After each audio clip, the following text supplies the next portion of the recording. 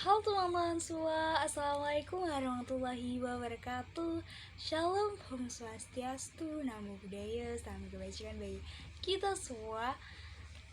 Teman-teman semua, perkenalkan nama saya Angela Putri Cahya Effendi. Saya adalah mahasiswa di Winwal Songo, Semarang, semester 5 dengan prodi Pendidikan Guru Madrasah Ibtidaiyah dengan NIM akhir 133. Teman-teman semua, di sini saya akan mengerjakan tugas ujian akhir semester dengan mata pelajaran psikologi anak. Di sini saya mendapatkan dua soal atau dua soal HOTS tentang psikologi anak. Yang pertama yaitu ada bagaimana pengembangan empati anak dapat mempengaruhi kontribusi mereka terhadap kebaikan sosial dan kemanusiaan. Yang kedua yaitu adalah apakah terdapat hubungan antara pendidikan, kesejahteraan, emosional anak dengan kemampuan mereka berkontribusi pada perdamaian dan toleransi dalam masyarakat. Saya jawab satu-satu dulu ya teman-teman. Yang pertama yaitu soalnya adalah bagaimana pengembangan empati anak dapat mempengaruhi kontribusi mereka terhadap kebaikan sosial dan kemanusiaan. Teman-teman saya rasa tidak asing ya dengan kata empati. Empati memiliki arti adalah sikap atau karakter anak yang harus ditanamkan sejak dini. Mengapa sih empati harus ditanamkan sejak dini? Karena semakin anak terbuka, semakin dia bertumbuh, semakin menjadi lebih dewasa, maka pengetahuan anak akan semakin lebih luas dan lebih banyak lagi. Mereka akan terbuka dan akan semakin terampil dalam memahami perasaan dan juga lingkungan di sekitarnya. Jadi, semakin anak bertumbuh, maka rasa atau empatinya akan semakin peka terhadap perasaan orang lain ataupun lingkungan atau bisa jadi perasaannya sendiri. Nah, di sini tahap rasa empati itu ada 3. Yang pertama, mendengarkan apa yang diceritakan orang lain. Yang kedua yaitu menyusun kata-kata untuk memahami perasaan orang lain, keadaan orang lain, atau keadaan di sekitar. Yang ketiga yaitu menggunakan susunan kata-kata tersebut untuk mengenali orang lain. Nah, dari tahap rasa empati ini menunjukkan bahwa anak dapat memahami atau dapat membaca situasi sesuai dengan porsi atau sesuai dengan usianya masing-masing. Contoh, anak di usia 5-6 tahun dia biasanya baru beradaptasi dalam menyusun kata-kata, dalam mendengarkan cerita orang lain, dan masih banyak lagi. Dan begitu seterusnya. Nah, lingkup perkembangan anak secara sosial dan emosional ini banyak sekali dan luas.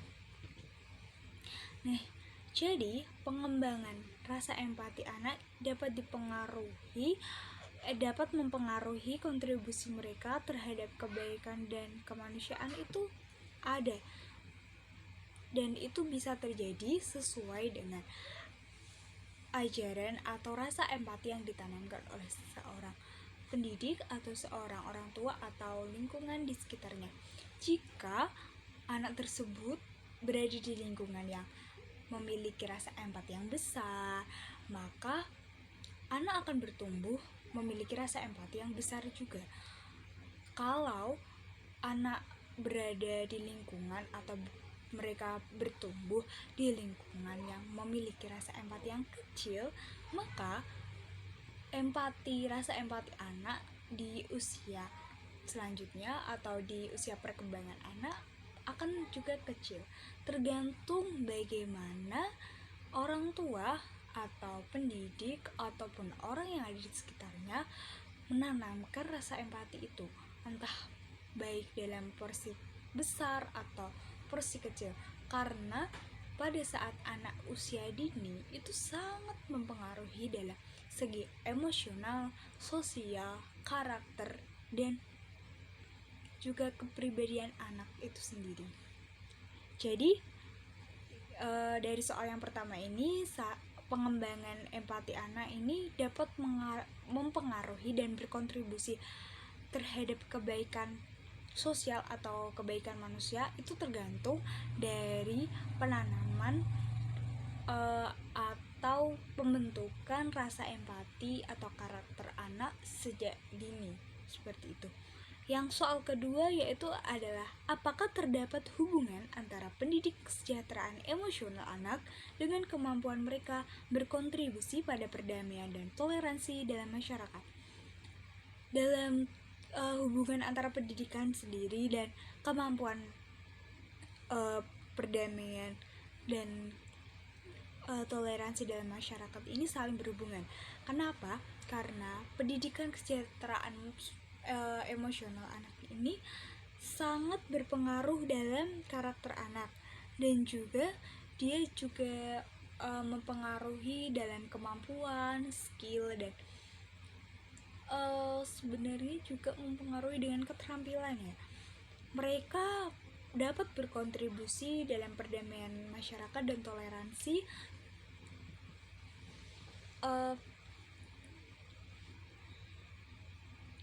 dalam masyarakat ini. Anak dapat memahaminya dengan contohnya seperti anak-anak ini pada usia 2-3 tahun, anak-anak diajarkan untuk tidak membeda-bedakan antara suku, ras, bahasa, dan juga agama. Jadi secara tidak langsung anak dibentuk oleh pendidik atau orang tua untuk bertoleransi dalam bermasyarakat, seperti itu. Dan juga biasanya orang tua atau orang-orang di sekitarnya akan memberikan contoh atau memberikan pengertian bahwa membeda-bedakan atau menggolong-golongkan terhadap suatu suku atau suatu golongan itu tidak baik. Jadi secara tidak langsung anak dan juga perilakunya itu saling berkaitan, seperti itu. Jadi yang soal nomor 2 ini, apakah terdapat hubungan antara pendidikan kesejahteraan emosional anak dengan kemampuan mereka berkontribusi pada perdamaian dan toleransi masyarakat dalam masyarakat? Itu ada. Jadi antara pendidikan kesejahteraan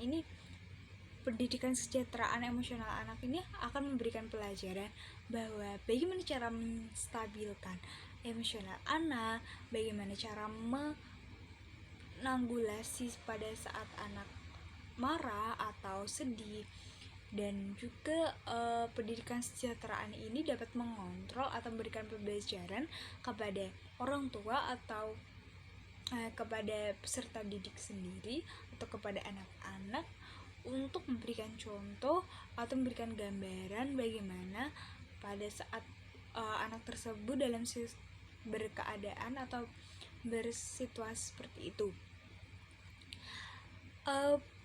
Berkontribusi pada perdamaian dan toleransi dalam masyarakat. Contoh yang tadi adalah tidak membeda-bedakan suku, ras, bangsa, atau agama, dan juga tidak menggolongkan antara yang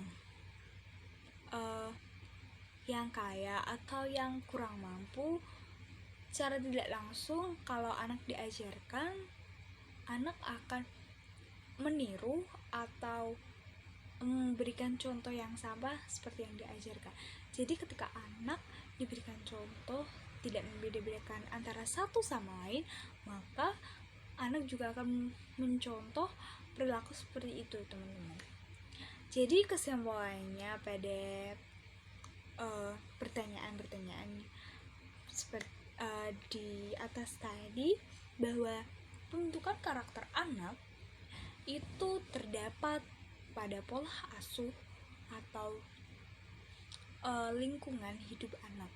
Jadi bagaimana pola asuh orang tua atau lingkungan akan sangat mempengaruhi karakter anak.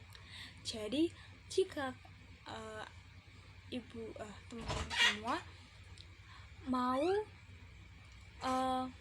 membentuk karakter anak atau mau membentuk pribadi anak yang lebih baik, maka teman-teman semua harus memberikan contoh yang baik dan juga dapat mengajarkan perilaku yang baik pola terhadap anak-anak seperti itu.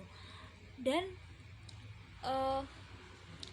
perilaku atau perkembangan anak sendiri memiliki porsinya masing-masing ya teman-teman. Setiap 5-6 tahun itu ada perkembangannya sendiri, 6-7 tahun ada perkembangannya sendiri, dan lain seterusnya. Jadi selama anak belum menginjak masa remaja atau masa dewasa, maka anak akan terus berkembang dan seterusnya juga akan berkembang sih teman-teman. Tapi pada usia anak-anak atau usia balita tuh sangat rentan dalam daya ingatnya ya teman-teman. Jadi teman-teman semua harus memberikan contoh dan ajaran yang baik kepada anak-anak. Sekian jawaban dari saya. Terima kasih teman-teman. Sampai jumpa dan sampai bertemu lagi. Bye bye. See you. Assalamualaikum.